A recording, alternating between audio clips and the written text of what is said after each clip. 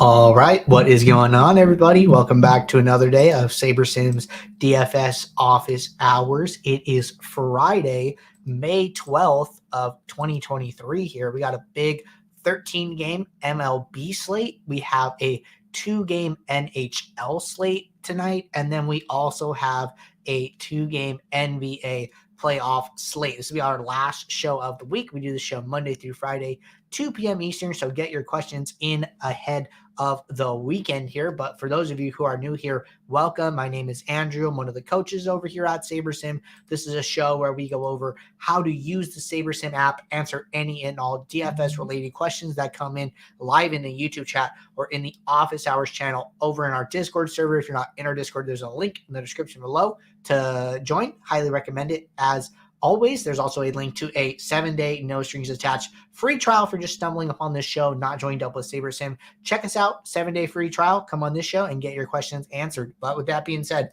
going to get the app pulled up here. Have one question from support and then have a, looks like 2 questions in the Discord here. So should be a good starting point for us today. But if anybody has any questions that they want to get answered, now is always a good time to get those in the chat. So I'm going to start with this one from support, and then we would jump over to the Discord.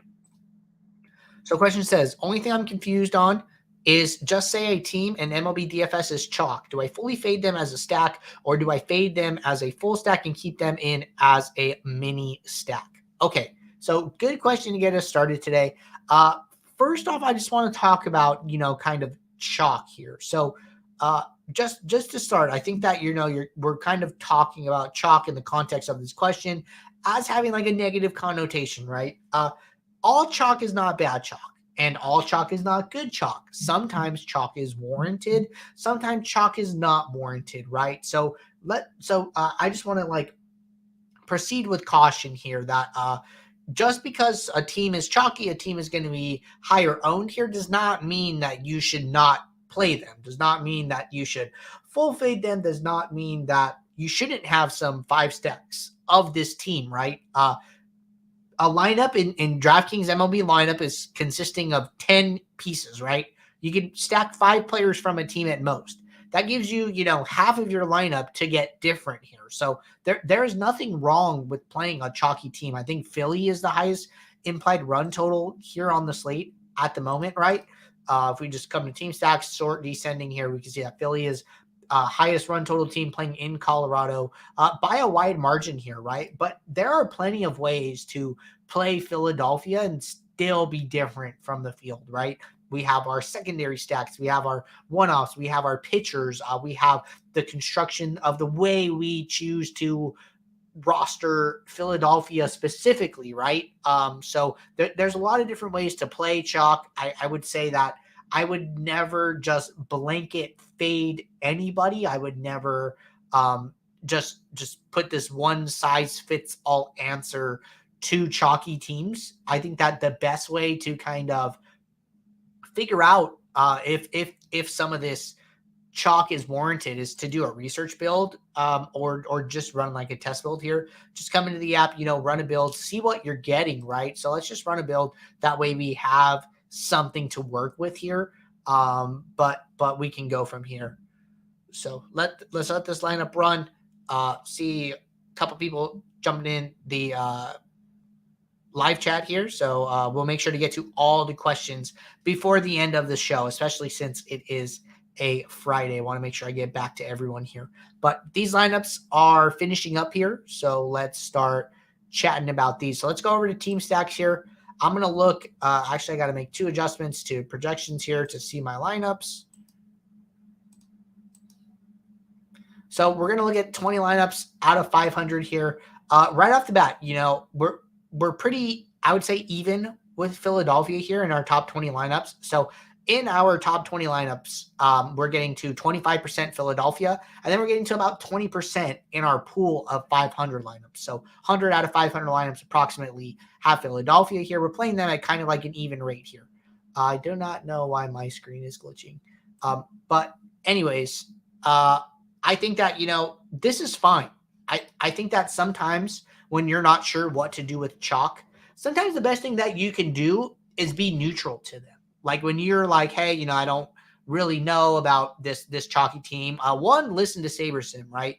Let SaberSim give you some feedback as to what you should do. But if you're very uncertain about what way you want to go, the best thing that you can always do is match like approximately the ownership or the optimal rate here, right? So I think that pool exposure is how much they come up across this this set of lineups that we've generated for this slate, right? 500 is a small sample size, but I think like being close to this rate that they're showing up is fine. I think that looking at ownerships of the team and then trying to come up with an estimated stack ownership and then trying to stay close to that number is okay as well here, right? So when you're matching the field, what you're saying is like, hey, when the team does good, I'm gonna have my ratio of lineups to the field's ratio of lineups is going to be the same. So this team is not going to hurt or help me relative to the field. Like let's say that they have a really good game. Your ratio of lineups is going to be the same as the ratio in the contest. So then you're going to your lineups that are going to do good, that are still alive, have a chance of winning, are going to be the same as the fields, the same proportion, right? But let's say that you take a stance where you're fading them. Now all of those lineups that are doing good, the field has those and you don't. So then now you're in a position where you can get affected by that game outcome greater, right? So if you are not sure about a specific team where you think there's going to be a lot of ownership, I think the best thing you can do is just match the field and then not let that game have a particular effect on the outcome of your lineups as much like your lineup portfolio as a whole, and then take your spots somewhere else, take shots elsewhere on this slate. So to just summarize here, chalk is not good or bad. Sometimes chalk is warranted. Sometimes chalk is not. If you're unsure what to do, the best thing that you could probably do is just match the field and pick some other spots to try and get some leverage. Okay, good question there. Going to jump over to the Discord here. This question came in yesterday from the Discord here after our show ended. I do want to talk about it a little bit here. So the question was, is Sim Optimals rank just the order they were created? So I do want to talk about Sim Optimals a little bit here because there were definitely some good questions here in this thread. And we had to have a little back and forth to kind of get on the same page here. But I think that this is a good conversation for everyone to kind of be aware of here. So I'm going to build some lineups for an MLB showdown here. And then we're going to talk about MLB single game metric. We're going to talk about Sim Optimals and how all of those things kind of come together here. So first thing, I'm in the post build. The first question was kind of related to custom metrics here. So if I want to make a custom metric, what I can do here, I'm just going to use this geomean one I made. So if I use a custom metric where I want to display the geomean value of each lineup, what I would do is I would choose ownership, I would choose product geomean, and then I would choose value here. So there's three options. There's rank, there's value, there's normalized value. What value is going to do is it is going to basically do this calculation and then show you the actual product of the calculation here. So what it's going to do is it is going to look at all the ownerships of the 6 players in our showdown lineup and then calculate the geomean value and then give you the output here.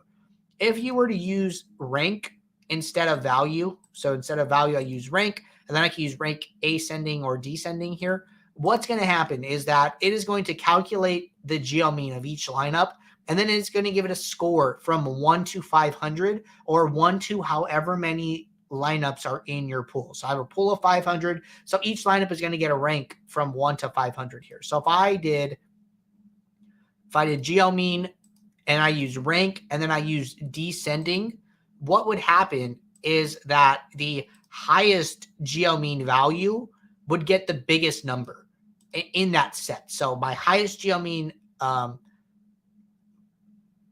this is interesting. Let's actually check this real quick.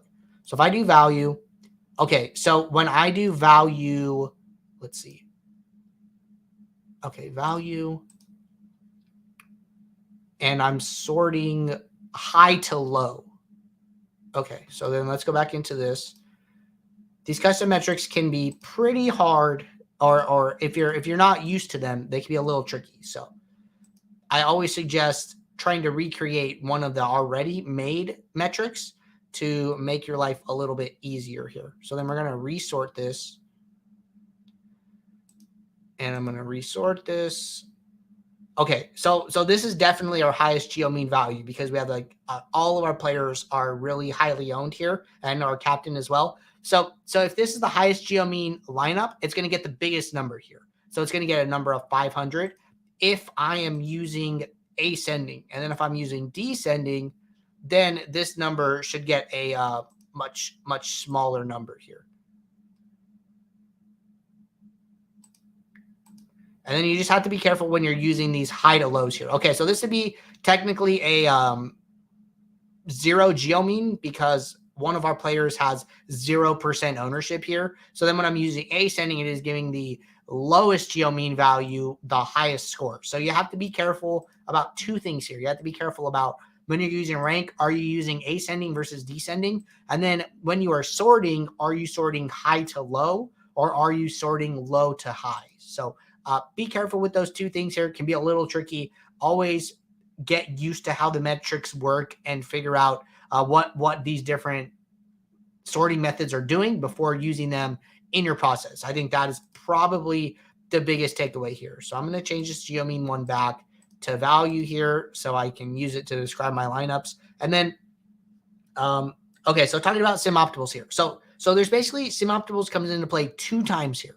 So there's a summary statistic sim optimal. It says the number of times this lineup was optimal in the build. So what happens is we build 500 lineups, right? We are building using single slate simulations. There's only one game on the slate. So then that becomes a single game simulation. So we are simming out this Angels Cleveland game 500 times to build 500 unique lineups. What happens sometimes is that a particular construction might be optimal for more than one game sim. Even though the players, aren't going to score the exact same fantasy points, the salaries and the fantasy points that they do score work out so that the players are optimal more than once. So we might see this single construction. We're going to see it 2 times in the build. So what happens is that the builder cannot put the same lineup into your pool twice. So what it does is it just tallies how many times this lineup is used, and then that gets used as a part of our MLB single game metric here. So if we go to our MLB single game metric, we look at the formula, we are doing a very strong weight to sim optimals, and then as one of 3 variables, and then we're also including some of my projection and then average adjusted ownership with a negative weight here. So this sim optimals calculator or tally here is just to let you know that this lineup came up more times than once. And then let's say that we're looking at 2 lineups that have the same number of sim optimals here, right? This lineup 2 has 2 sim optimals. Lineup 3 has 2 sim optimals. Their single game metric is really what is going to break the tie, which is going to come down to this first variable 100 times sim optimals. That's going to be 200 for each lineup, but then it's going to come down to the sum of my projection and then the negative average adjusted ownership weight, which is really going to determine which lineup comes first and which lineup comes second in your pool of lineups here. But those were like the big hitter questions that kind of came from that conversation. Thought it was useful to talk about with everybody. As you guys see, I kind of stumbled through the rank ascending versus descending and the high to low. It can be really tricky. I usually keep those on like a Word doc on my computer with some notes about how they work. That way, if I ever need to reference it, I have those. So would recommend something like that. Okay, question here from Jay Stanger. And it looks like this is the last question in the Discord. Then we'll jump over to the YouTube chat. If anybody has any questions, now is a great time to get those in. So Jay Stanger said, just had a follow-up question in regards to with how many lineups one should make based on the sport/slate. I know in the past the idea has been to make 5K lineups when possible, but there are a few cases like Showdown when it is better to do less. So I guess, are there guidelines or general advice on what to do for each sport? For Showdown, I generally stick to around 2,500 lineups, although it's still somewhat an arbitrary number I picked. I still also stick to a similar number for sports like golf, NASCAR, MMA. And then, of course, if a sport has a big enough slate, I will go for 5K. Will these numbers still generally respect the same integrity, or are there any more updates since the last time? Okay, so good question here. I would say that all these numbers are accurate here. So on any type of classic slate with like multiple games on the slate, I think you're fine to build 5,000 lineups here. For any sport that's like a showdown format where you're probably going to need an optimal, or just basically any format where you're building on Sim Diversity 10, I think 2,500 is a good number to stay around.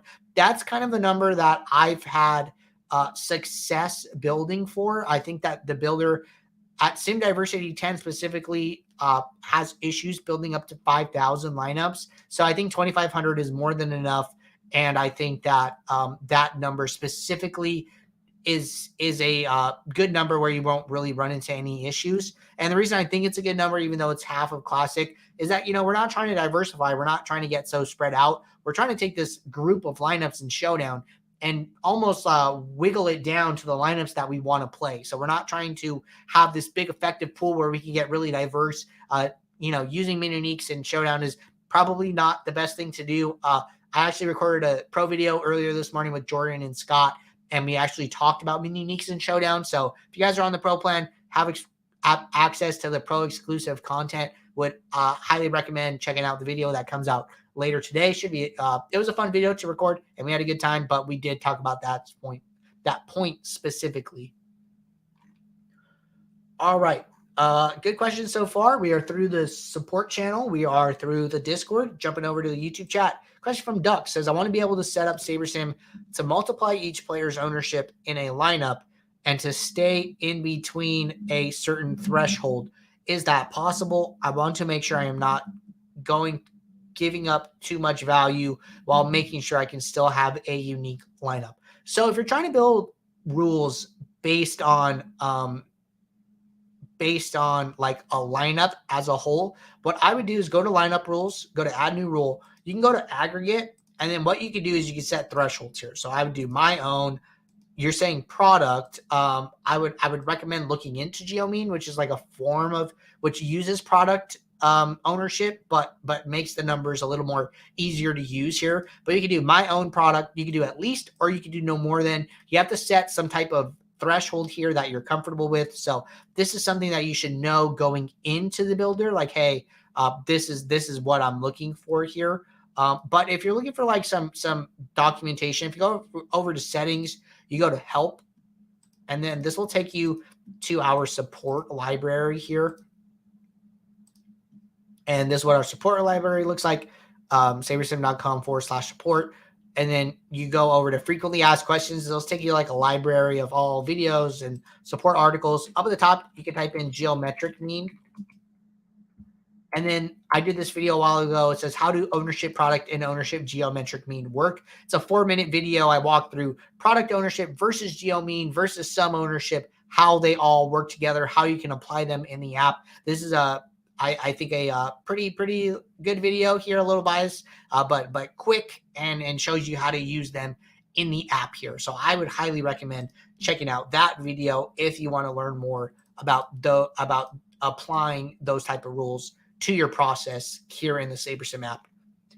All right, question from Ryan. Ryan said, playing a little truck series tonight. The NASCAR prize pools for the lack of good content in the space is pretty impressive. Yeah, I've seen trucks be pretty good. They have like 20K to first prizes sometimes. So I didn't know that it was today. I for some reason I thought it was Saturday. But good luck to you in trucks. I think that though NASCAR is seems to be like continuing to grow in my eyes. I think as a consumer sport, as a DFS sport, the prize pools continue to be healthy, and nice to see trucks in Xfinity getting some love as well on some of these other days. All right, question from Danny. I just got the pro plan.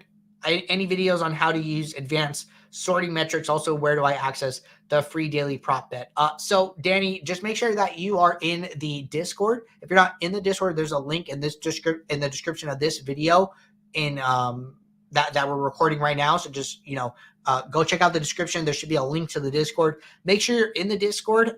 The bot in Discord will sync up your SaberSim account if you use the same email address. So just make sure you use the same email address to sign up for the Discord. And then once it recognizes that your email address is on the pro plan, you will get access to the pro channels.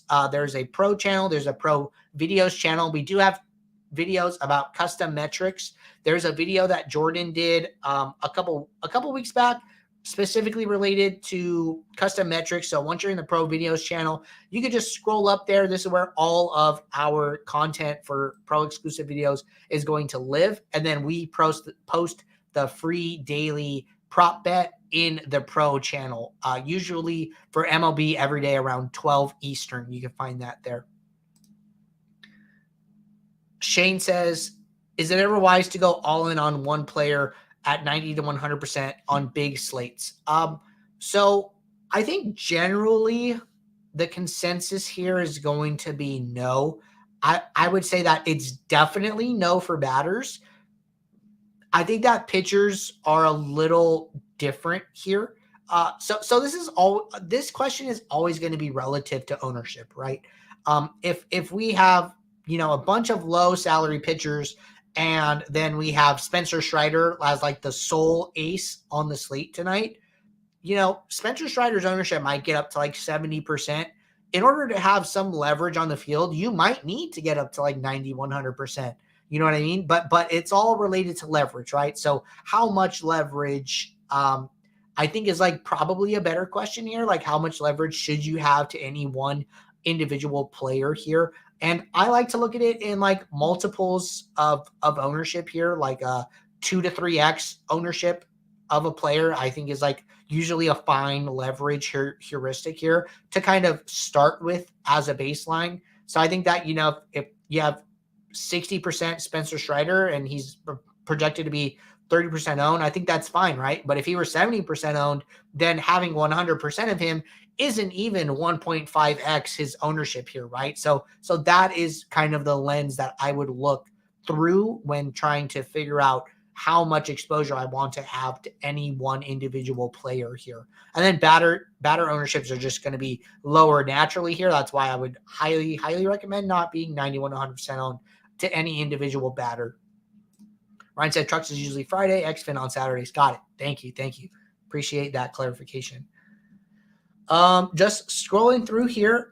We are all caught up on questions in the Discord, YouTube chat, and support. I'm going to hang around for a minute, wait for any last questions to come in.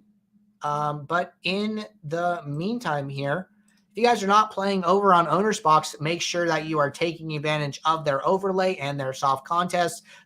Use code SABER or SaberSim to sign up. They have a $500 deposit bonus. And then if you use code SABER or SaberSim when you sign up, we will track your entry fees and you can earn free SaberSim credit here. So you can earn free months of the standard plan, free months of the pro plan, or free months of the prop plan, depending on when you decide to cash this in. And then once you cash it in, your entry fees will reset to zero, and then you can continue to earn as many free months as you can. So no limit to the amount of free months that you can earn here. But looks like that's it today, everybody. We will be right back on Monday. What is that? May 15th here for our next show. So if you guys are building lineups over the weekend, question pops in your head, drop it in the Office Hours channel. Let it sit there till Monday. If I'm around and I see it, I'll try and get you guys an answer to help you with your contest over the weekend. But until Monday, Franklin said, are you ever going to put strokes gain column in golf? Franklin, I will check with the team, as I think this is coming as a feature request before. So if it has come in already, I will make sure to note that people are still asking for it and put it in front of the team's face here. But until Monday, take care. Good luck in your contest. I will see you. Bye.